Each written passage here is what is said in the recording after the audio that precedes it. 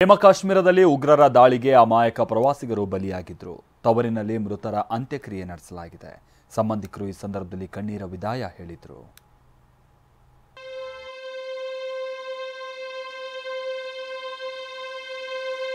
ಕಣ್ಣೀರಿಗೆ ಕೊನೆಯಿಲ್ಲ. ಮೃತದೇಹದ ಮುಂದೆ ಆಕ್ರಂದನ. ಭಾರವಾದ ಹೃದಯದಿಂದಲೇ ತಮ್ಮವರಿಗೆ ವಿದಾಯ ಹೇಳ್ತಿರುವ ಸಂಬಂಧಿಕರು. ಇವೆಲ್ಲ ಪ್ರೇಮ ಕಾಶ್ಮೀರದಲ್ಲಿ ಉಗ್ರರು ಆಡಿದ ರಕ್ತದೋಕುಳಿಯ ಗುರುತುಗಳು.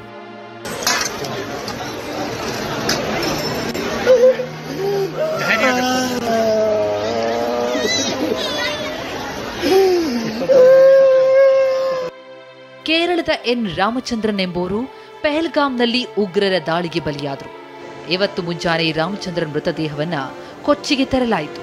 ಮೊದಲಿಗೆ ಮನೆಯಲ್ಲಿ ಪತ್ನಿ, ಪುತ್ರ ಹಾಗೂ ಪುತ್ರಿಯರು ಪೂಜೆ ಸಲ್ಲಿಸಿದರು.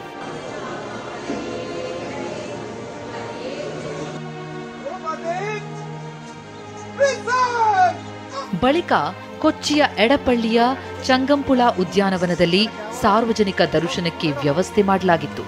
ಕೇಂದ್ರ ಸಚಿವ ಗೋಪಿನಾಥ್ ಸೇರಿದಂತೆ ಸಾವಿರಾರು ಮಂದಿ ನಮನ ಸಲ್ಲಿಸಿದರು. ಪೊಲೀಸರು 3 ಸುತ್ತು ಗುಂಡು ಹಾರಿಸಿ ಗೌರವ ಸೂಚಿಸಿದರು. ಬಳಿಕ ಸಂತಿಕಾವದಂ ರುದ್ರಭೂಮಿಗೆ ಮೆರವಣಿಗೆ ಮೂಲಕ ತರಲಾಯಿತು. ಪುತ್ರ ಪುತ್ರಿಯರು ಸೇರಿ ಕುಟುಂಬದವರು ಅಂತ್ಯಕ್ರಿಯೆ ನಡೆಸಿದರು. ಈ ವೇಳೆ ಪುತ್ರಿಯರ ಆಕ್ರಂದನ ಮುಗಿಲು ಮುಟ್ಟಿತ್ತು.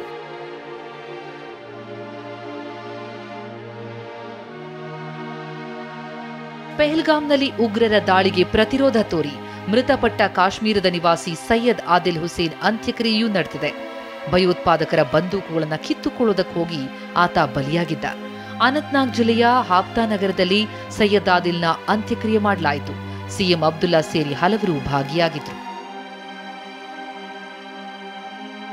ಪಹಲ್ಗಾಮ್ನಲ್ಲಿ ಉಗ್ರರ ಗುಂಡಿಗೆ ನೌಕಾಪಡೆ ಲೆಫ್ಟಿನೆಂಟ್ ವಿನಯ್ ನರ್ವಾಲ್ ಬಲಿಯಾಗಿದ್ರು.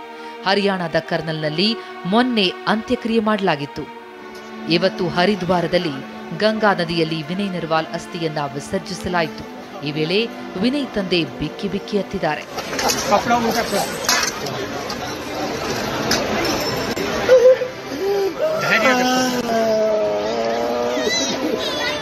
ಅದೇನೇ ಇರಲಿ, ಉಗ್ರರ ಪೈಶಾಚಿಕ ಕೃತ್ಯಕ್ಕೆ ಅಮಾಯಕ ಪ್ರವಾಸಿಗರು ಬಲಿಯಾಗಿರೋದು ವಿಧಿಯಾಟವೇ ಸರಿ. Bureau report, TV9.